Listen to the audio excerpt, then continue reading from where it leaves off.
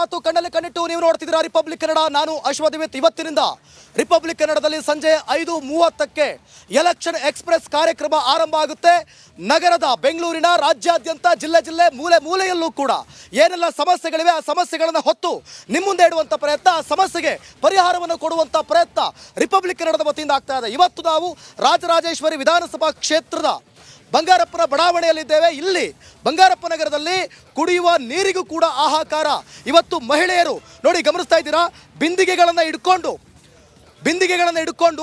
ಕಿತ್ತಾಡಿಕೊಂಡು ನಮಗ್ ಬೇಕು ನೀರು ಅಂತ ಹೇಳಿ ಅವರು ಟ್ಯಾಂಕರ್ ಹಿಂದೆ ಬಿದ್ದಿದ್ದಾರೆ. ಇವತ್ತು ಟ್ಯಾಂಕರ್ ಹಿಂದೆ ಬೀಳುವಂಥ ಪರಿಸ್ಥಿತಿ ಯಾಕೆ ಬಂತು? ಸಾಕಷ್ಟು ಜನರು ಕೂಡ ಇಲ್ಲಿ ಸೇರಿದ್ದಾರೆ.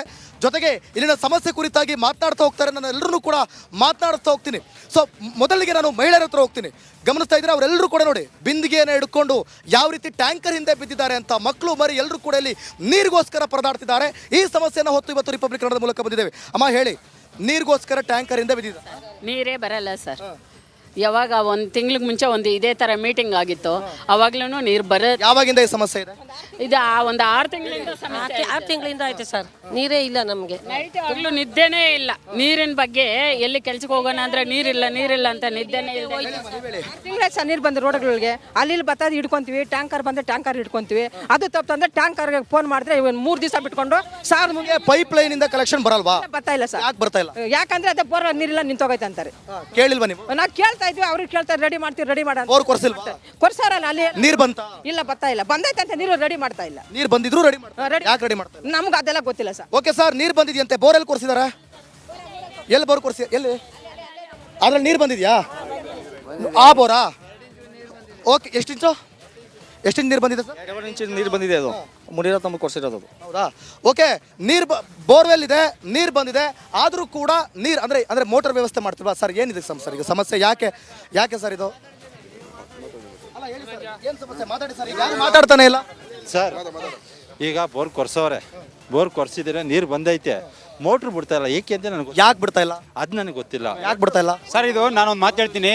ನಮ್ಮ ಏರಿಯಾದಲ್ಲಿ ಒಂದು 6 ತಿಂಗಳಿಂದ ನೀರು ಪ್ರಾಬ್ಲಮ್ ಇರೋದ್ರಿಂದ ಮನೇನೋ ಒಂದು ತಿಂಗಳು ಒಂದು 20 ದಿವಸ ಆಗಿದೆ ಬೋರ್ ಕೊರ್ದಿ.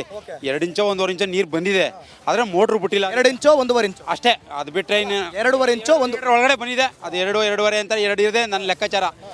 ಮೋಟ್ರ್ ಬಿಟ್ಟಿಲ್ಲ. ಈಗ ನೀರಿಗೆ ನಮ್ಮ ಏರಿಯಾದಲ್ಲಿ ತುಂಬ ಪ್ರಾಬ್ಲಮ್ ಇದೆ. ಇಲ್ಲಿ ನಮ್ಮ ಸ್ಥಳೀಯ ಶಾಸಕರಾಗಲಿ ಯಾರೇ ಆಗಲಿ ನಮಗೆ ಗಮನ ಕೊಡ್ತಾ ಇಲ್ಲ. MP ಅವರು ಸರ್ ಹಂಗೆ ಯಾಕೆ ಕೇಳ್ತೀಯಾ? ನೋಡಿ ಸರ್, ಅದು MLA ಓನ್ ಕಾಸಲ್ಲಿ BBMP ಬಜೆಟ್ ಅಲ್ಲ, ಏನೂ ಅಲ್ಲ. ಓನ್ ಕಾಸಲ್ಲಿ ಬೋರ್ನ ಕೊರೆಸಿ 20 ದಿವಸ ಆಗಿದೆ. ಅದಕ್ಕೆ ಮೋಟ್ರ್ ಬಿಡೋ ವ್ಯವಸ್ಥೆ ಯಾರು ಕೊರ್ಸಿರೋದು ಇದು ಬೋರು? MLA ಮುನಿರತ್ನ ಅವರು. ಒಂದ್ ನಿಮಿಷ. MLA ಅವರು ಮುನಿರತ್ನ ಅವರು ಬೋರ್ ಕೊರ್ಸಿದ ಮೇಲೆ ಮೋಟ್ರ್ ಯಾಕೆ ಹಾಕಿಲ್ಲ? ಹಾಕ್ತಾರೆ, ಅದಕ್ಕೆ ಪ್ರೋಸೆಸ್ ಆಗ್ಬೇಕು. KBದಲ್ಲ, ಅದಕ್ಕೆ ಇಲ್ಲಿ ರಾಜಕೀಯ ನಡೀತಾ ಇದೆ. BJP ಅವರು ಹಾಕಿದ್ರು, ಕಾಂಗ್ರೆಸ್ನವ್ರು ಹಾಕಿದ್ರು ಅಂತ. ನೋಡ್ರಪ್ಪ, ಸಮಸ್ಯೆ ಏನು? ನೀರಿನ ಸಮಸ್ಯೆ. ಕುಡಿಯೋಕ್ ಬೇಕಾಗಿರೋದೇನು? ಕುಡಿಯೋಕ್ ಬೇಕಾಗಿರೋದೇನು? ಇಲ್ಲಿ ರಾಜಕೀಯ ಯಾಕೆ ಬಂತು? ಅದು ಬರ್ಬೇಕಂದ್ರೆ ಬರಬಾರ್ದು. ಆ ಥರ ಬರಬಾರ್ದು, ರಾಜಕೀಯ ಬೇಡ. ಇದು ಸ್ಥಳೀಯ ಶಾಸಕರು ಅಂದ್ರೆ ಬೇರೆಯವ್ರ ಹೆಸರು ಹೇಳಕ್ಕಾಗಲ್ಲ. ನಾವು ನಮ್ಮ ಸ್ಥಳೀಯ ಶಾಸಕರು ಒಂದೇ, ರಾಜಕೀಯ ಬೆರೆಸಿಲ್ಲ ನಾನು.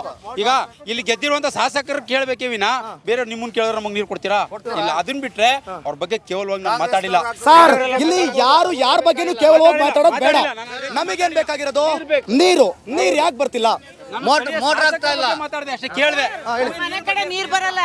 ನಮ್ಮ ಮನೆ ಕಡೆ ನೀರ್ ಬರಲ್ಲ. ಕಾಲೇಜ್ ಯಾಕೆ ಬರಲ್ಲ? ನೀವು ಕೇಳಿಲ್ವಾ? ಸುಮಾರು ದಿನ ಆಯ್ತು, ವರ್ಷ ಆಗ್ತಾ ಬಂದೈತೆ. ವರ್ಷ ನೀವು ಕೇಳಿಲ್ವಾ? ನೀವು ಕೇಳಿಲ್ವಾ? ಒಂದು ಲೋಡ್ ಮಾತ್ರ ಕಳಿಸ್ತಾರೆ, ಅದು 3 ದಿನಕ್ಕೋ 4 ದಿನಕ್ಕ. 1 ವರ್ಷದಿಂದ ಬರೀ ಟ್ಯಾಂಕರ್ ಹೌದು, ನಾವು ಟ್ಯಾಂಕರ್ ದುಡ್ಡು ಕೊಟ್ಟು ತಗೊಳ್ಳೋದು. ಇನ್ನೇನ್ ಮಾಡೋದು? ಅಲ್ಲ, ಕೆಲ್ಸಕ್ಕೆ ಹೋಗೋದೇನೋ, ಜೀವನ ಮಾಡೋದೇನೋ. ಈಗ ನೀವ್ ಹೇಳ್ತಾ ಇದ್ರ 1 ನಿಮಿಷ ರೀ. ಈಗ ಇಲ್ಲೇನೋ ವೆಹಿಕಲ್ ಬರುತ್ತೆ, 3,000ನೇ ಕೊಡೋಣ. ಅರ್ಥ ಆಯ್ತಾ? ಈ ಕೆಳಗಡೆ ಭಾಗದಲ್ಲಿ ಹೋದ್ರೆ ಒಂದು 500 ಮನೆ ಇದೆ.